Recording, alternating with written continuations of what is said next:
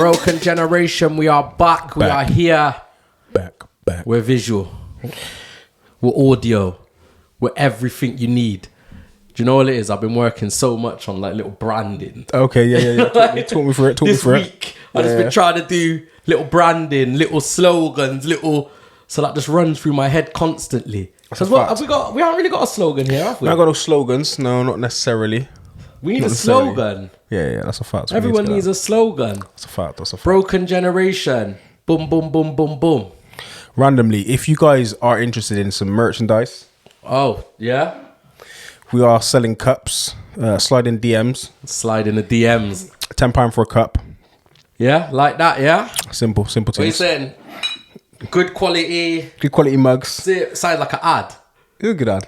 Do you know what gives me joy? Some of the ads that come on some of the podcasts, and it sounds like a conversation. Oh, yeah. So now I'd be like, yeah. So, a well-known one. So I just went on holiday recently. Oh, that's and good. And they're like, oh, you went on holiday? Yeah. Blah, blah, blah, blah, blah. Then I booked everything through. Obviously, we ain't at that level yet. Where we could slide them little ads in. But sophisticatedrebel.uk is going live very soon. I don't know if it'll be live by the time this comes out. Yep. But the merch is on there. T-shirts, cups, different brands, different makes. We got tracksuits. You know, you can even design trainers. Yeah. Is that right? Yeah, they might even have trainers on there. Spicy. So sophisticatedrebel.apparel.uk. It'll be up very, very soon. Description below as well. Description below, maybe, if it's live. If not this one, the next one. You must have something to promote. Jokes and Juice. Okay. Just holler at Jokes and Juice _ on Instagram. Last name Henry. Book coming out real soon. What's the new book? It is about sex and relationships. Is it a sex and relationships? It's not about relationships, but it's definitely about sex. Okay. Good sex, bad sex. All of it and more. All of it and more. It's actually this male's perspective on sex and the sexual dynamics. Interesting book, fam. So Interesting really, this whole relationship topic that we're going, subliminally. You've got the advantage over me because you've been researching. No, not been researching. Been reflecting because it's actually about my life to some extent. It's about your life? To some extent. Wait. Tinkleberry's free. Wait. You've got enough sex experience to write a book. Yeah. So what's the first topic today? What's the first topic today? What said he's got enough experience to write a book? Hold on. I don't know where you're trying to take this to. I'm just saying. I just know. Yeah, go on. I couldn't write a book of my limited sexual experience and partners. Okay. I still don't understand what you're trying to say. But I'm saying you have enough experience to write a whole book. I have enough interesting encounters. I could do a chapter. Chapter, yeah. Solid chapter though. Solid chapter. I can hear you. I don't know if it's solid. It's a chapter. I couldn't do a book. It's a short book. No, it's a short book. That's like, hold tight for the adverts for that. It's going to come soon though as well. I mean, it's ready. It's complete. It's ready already on Amazon. I just need to press publish and go live with it. But I just want to do a little bit of promo. What's the cover looking like? Is it? Cover's looking solid. Bed sheets and them thing. No, I've shown you. I'm sure I showed you. No, that's... I'm sure. This is the first time you're telling me you've written a book about your sex life. No. I swear I've told you this before. Anyway, I hear you though. I hear you. Do you? I'll show you the cover, bro. It's solid. I'll tell you the title in another day. Oh, is it an erotica? It's not an erotica, but it's got an erotica feel to a few chapters, or at least the intros to a few chapters. What, like some 50 Shades of Grey? Yeah. More 50 Shades. 50 Shades of melanin. The darker side of grey, yeah? Exactly that. Oh, okay. Exactly that. No, I love that. No, that's cool, man. Mad one. My brother, we're back. Yep. Broken Generation. No intros. What are we talking? Listen, a couple of episodes now, we've been talking about this relationship thing. Yeah, facts. Yeah? We're getting some good feedback on that. Facts. And the funny thing is, the feedback's coming from the ladies. Facts. It's the ladies that are coming asking questions. That's not funny, no? No, but it is, because we're two men. Yeah, facts.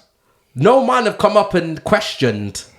That's a but fact. the ladies are coming in and questioning everything. That says a lot. So obviously we've invited a lady to come on. Yeah, maybe you want someone to come on, give their opinion. We haven't had a big uptake. I don't know if that's because... Don't be scared, ladies. If they're scared to come and conversate with us. If we're not a big enough platform, if they're not going to feel comfortable. I don't know what that is, but there's a reason why. There must be a reason, but we can make them feel comfortable. So, ladies, if you do want to come and converse,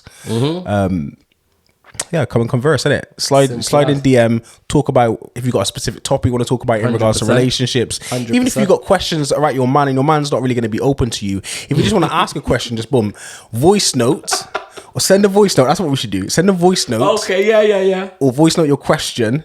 Because you know what? Yeah, no, we can actually put a voice note into this audio. Facts. And then talk about that. Yeah, that's a good idea. I like what you're doing. And it's me that's meant to be doing the marketing thing this week. And you just, okay. That's how it goes. All right, we'll try and do that, so, yeah? voice note as questions in our Instagram, broken_generation_podcast. Yep. Voice note as some questions or like topics you want to discuss. Boom, we'll play that audio if you don't want your name to be told. Or if you just want to come on, chinwag, innit? Easier than that. So this week, my brother, we are going to look at relationships, not just relationships, what we believe makes a healthy relationship versus what makes a toxic relationship. Yeah, and I think it only makes sense since I'm a healthy guy. Okay. You're more of a toxic guy, innit? So Impossible. I was going to say we should bang for one side, innit? So if I say the healthy things, you say the toxic. Because it's we're both going to have opinions on both, though. That's a fact. Like, I believe Andrew Tate has a negative effect on the relationship. How do you feel about Andrew Tate? Okay, that's very interesting. How do you feel about Andrew Tate and his ideology? I can see that the Matrix has took a hold of you. Man said the Matrix has got me straight. Yeah, I can tell you, bro. I can tell. Okay. But yeah, let's have that conversation then, brother. Let's have this conversation about healthy and toxic. Because have you been in a healthy or a toxic relationship? Have you been in either? Yeah, to be honest, I think most relationships go through it like a roller coaster kind of effect. I think when things are going well, like it's healthy. I think when you then things start going bad or things start happening, it starts to get a bit toxic on both sides. Okay. So I think most relationships, I don't think there is a relationship out there. There may be. Maybe I'm wrong. But there's not a relationship that's just been healthy. That's well spoken from a man who has a toxic side. Why are you trying to get at me for that? I'm just saying. Why are you actually trying to get at me? No, but let me tell you why. Okay, all right, tell me. I'm telling you what, I'll stop interrupting you because I'm trying to be professional. No, I'm not good. rising to your game.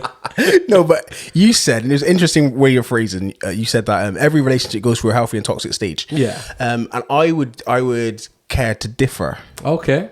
Because I do think every relationship goes through stages. And I think how you handle those stages will define whether it's a healthy or a toxic relationship. Fair enough. So talk a bit more about like stages like what? Yeah. So as you're getting to know people. Yeah. A healthy relationship is a relationship that's open. So in the early stages of a relationship, maybe dating, first date, second date, third date, fourth date, when you're getting to know people, the way you communicate your openness of who you are as a person shows that you are a healthy person, and that creates a healthy atmosphere to facilitate a healthy relationship. Okay, if you're not open and you're a closed person, I think that could be a possibility of a toxic trait. And if you're not able to be open together, then that creates a toxic or a false sense of a reality in that beginning of the relationship. Okay. People, I'm telling you, man, one-to-ones, if you need like a one-to-one counselor on Reach. Let me argue that point. Just like a toxic man to argue. Go on. Yeah, so I hear what you're saying, yeah, and I agree. But go on, talk to me. There may be other aspects that have led you to be quite close. No, of course. And that doesn't necessarily mean you're toxic.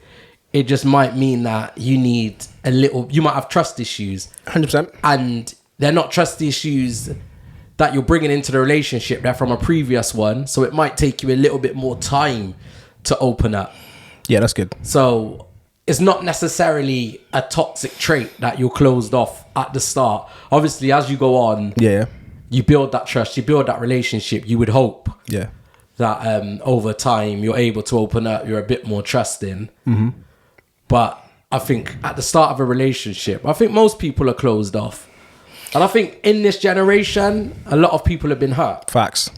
Like whatever it is, they've been hurt. Yeah, facts. So they go into relationships closed anyway. Yeah, and that's not to say if you're an open-minded person or an open in your reality or understanding of who you are, that it's a good thing. I think, to be fair, okay, we're jumping the gun, but I'll say this, like, after, you can't deem a relationship to be healthy or toxic immediately. No. In the moment. I think it's a period of time where you have to look back and say, yeah, this is an unhealthy relationship or a toxic relationship. Because in the moment, if you see two people arguing across the street, you'd be like, rah, that's toxic. Yeah, 100%. But if they're arguing because of something that's genuine, it just means that they're passionate. It doesn't mean to be a negative thing. Does that make sense? Like if you were to look through the windows of my bedroom and saw me strangling the girl, you might think, rah, that's a bit negative.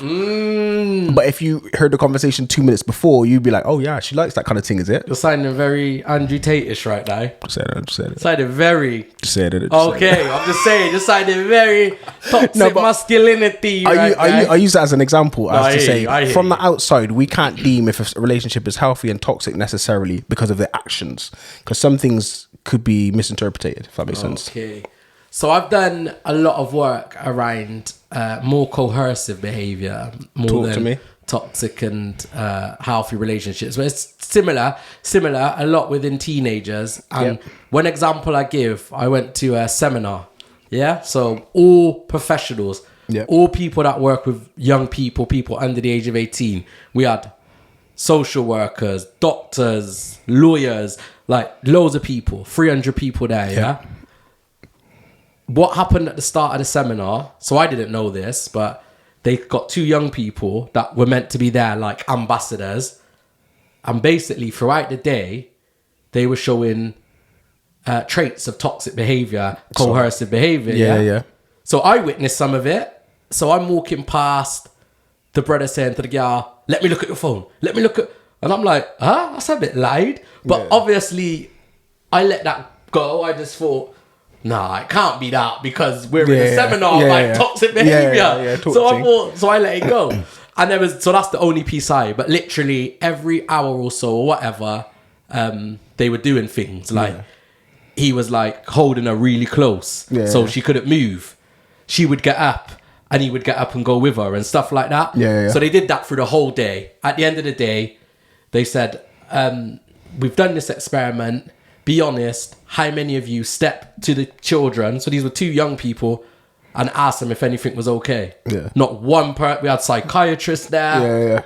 No one person in this big room full of professionals went to the two young people and asked if they were okay. And they just said that was an example of it happens in everyday life and we're missing it. Because we don't deem it toxic at the time. So they're just saying we're missing what it is. So I think that applies to us as well. Like you said, when you're looking into something, even though they were blatant and they were showing every trait throughout the day or the top 10 traits of toxic behavior or coercive behavior, nobody questioned it. And that's always stuck with me. I thought, I hope they do that again because I'm going to question it. The first person will be like, Yo, hold up by myself. With the cape on. Stand up and say, actually, I questioned it. But no, I think it was just crazy. And that always, like, I went away from there thinking, hold on, am I displaying signs of toxic behavior? But because I don't recognize it, I don't see it as a thing. And that really opened my eyes. Like, this was probably like 5-6 years ago, but since then I've been trying to be a bit more aware of myself and of others around me. But it's hard sometimes. You see people arguing all the time and it's hard to know, like you said, is that toxic or is it a healthy conversation? It's like a passionate conversation. Or a healthy argument. Yeah, that's a fact. It's difficult because of those sort of things.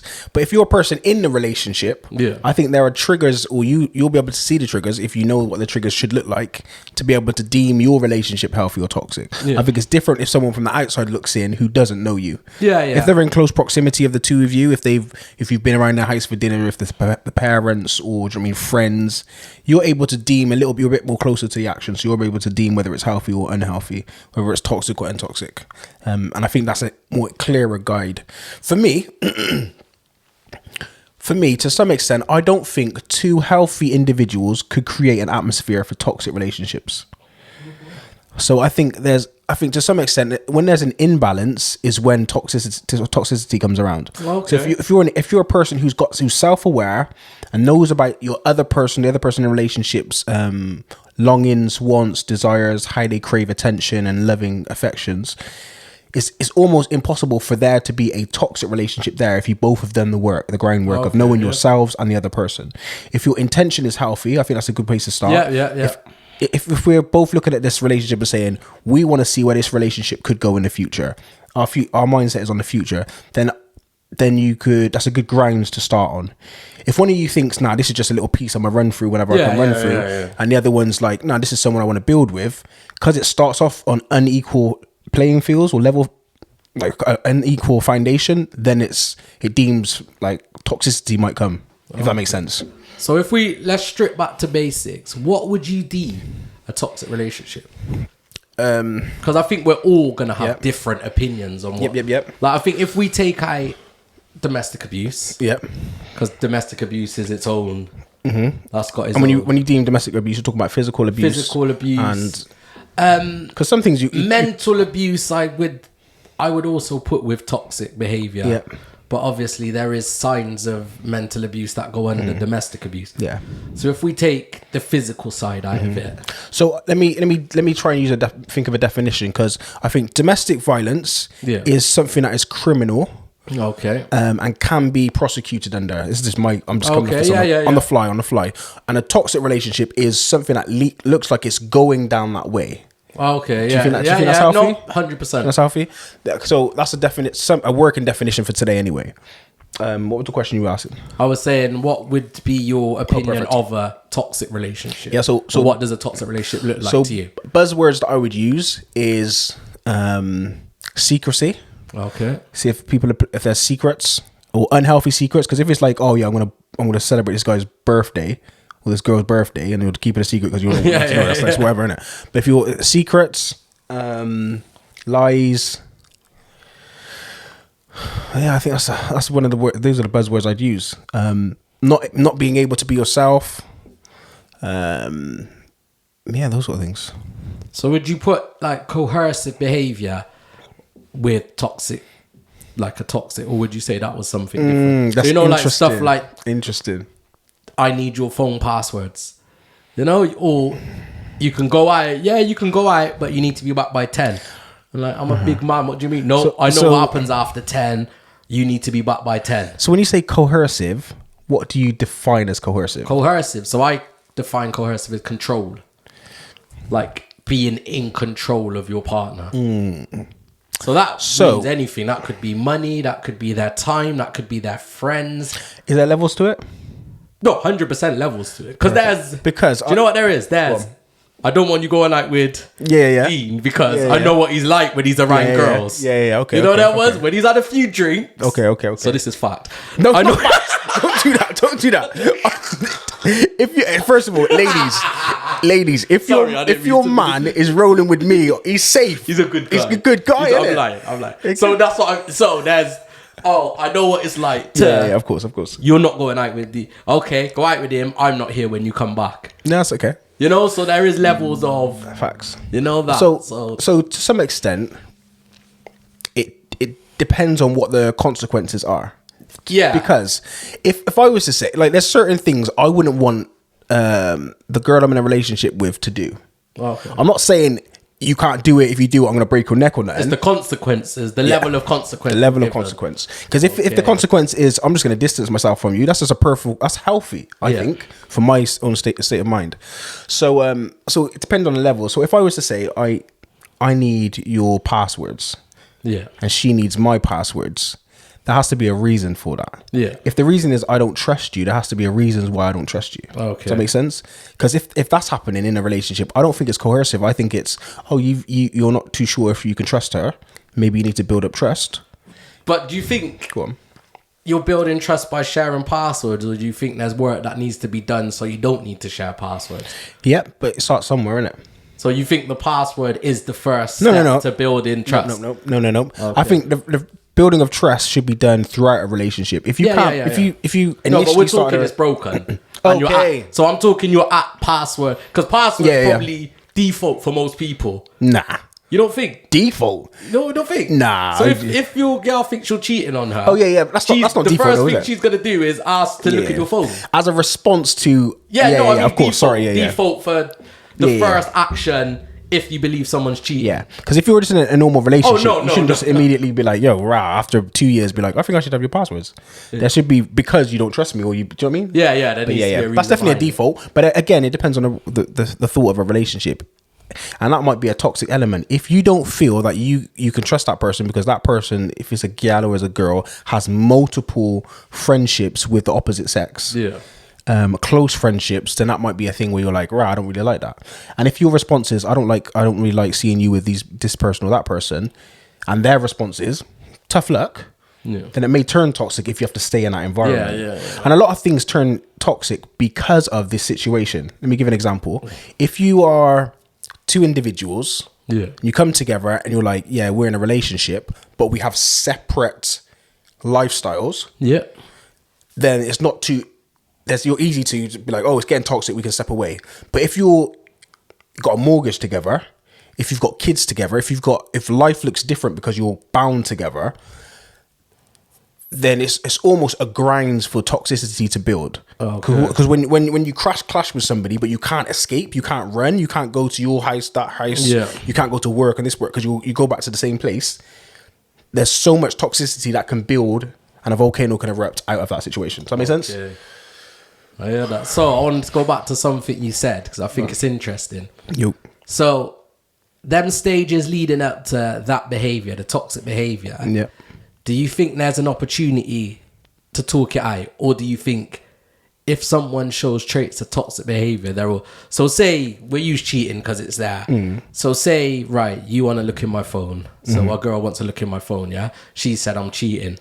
Do you think there's an opportunity there to try and build the trust? Or do you think now that she's got that in her mind, we're going down one avenue? If I say no, that's it. No matter what I do, it's going to turn, because she's going to always expect me to show her what we're doing. I'm going to back against that. Do you think there's not that? So what I'm saying basically, do you think there's an opportunity where you can repair that? Because I know you said if two healthy people are in a relationship, then you don't believe it can get toxic. No, I don't think there's grounds for it to get toxic. There could be toxic behaviors, but it's nipped in the bud. Or something that could seem like it's toxic, that could be nipped in the bud. I think it can be... I think everything can be prepared or repaired if you're willing to do the work. And that's the question, are you willing to do the work? If you're willing to do the work, that's a sign for me of a healthy individual and a healthy relationship. That's good foundation to build on. So let's talk more about like the toxic side of things, because there's so many aspects to toxic. So I wasn't in a conversation. I was with someone. They was in a conversation with their girlfriend. And then I could hear the conversation because I'm sat next to them. The conversation I heard, see, when you're with your friends, this is how you act. That's why I don't want you with your friends. If you stay with them, me and you's finished. Okay, so I'm like, boy. So when that person put the phone down, I was like, you do realize you're showing signs of toxic. How am I showing? When she's with them, she goes on this, she goes on that. So if she wants to stay with them, me and her's finished. I'm saying you can't tell her who her friends can be though. This guy didn't understand. He's young, but he didn't understand that he can't choose her friends for her. She's only allowed to be with the friends that he likes. So questions I would ask though. Wait, do you want to finish it before? No, I'm saying that was an example, because I think there's the other aspect. So there's deems of toxicity if that's the full stop. But I would put a weight on it if you were to tell me something different. If you were to tell me that they were married, I would put a different weight on it. Okay. Because if you're, again, because it depends on your thought patterns, but if you're in a relationship and you're thinking, look, we're together forever, and you do think there's some negative friends that this person has, it's perfectly healthy to have that conversation. For you to say, or I'm gone, that's a bit deep. I'm talking toxic in, we're married, but if you continue hanging around with these people, I'm getting a divorce. It depends what it is, man. So I'm like, we're talking levels of, because there's always, like you said, I like how you've approached this in a positive manner. I'm trying to. I like how you approach, but when we're talking about toxic, coercive, we're talking like it's there. Okay. It's been there. Okay. We're talking, if a man goes out, the girl writes down the miles on the car.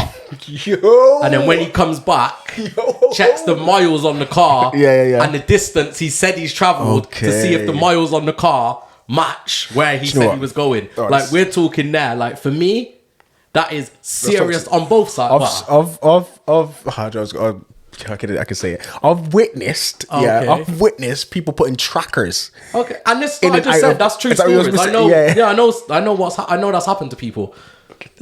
So that's not. I'm not making that up. That's a realness. Yeah, that's real. And I'm saying putting trackers in cars. You know, cuz that's beyond toxic. Like for me, that's no going back. And I understand. That's peak. To get to that level, you have to get. That's not pretty dark. Like we said, that's not default. Yeah. Default is let me look in your phone. Default is I don't want you around certain people. When we're talking mileage and trackers, you know what, man couldn't use yo Henry. Yo, distract her for a second. Let me put this in the car. Nah. Okay. So let's flip it because we got long. We talked about this. So Go on. Are there any toxic traits you believe you may have? Facts. Or that you've displayed? Yeah.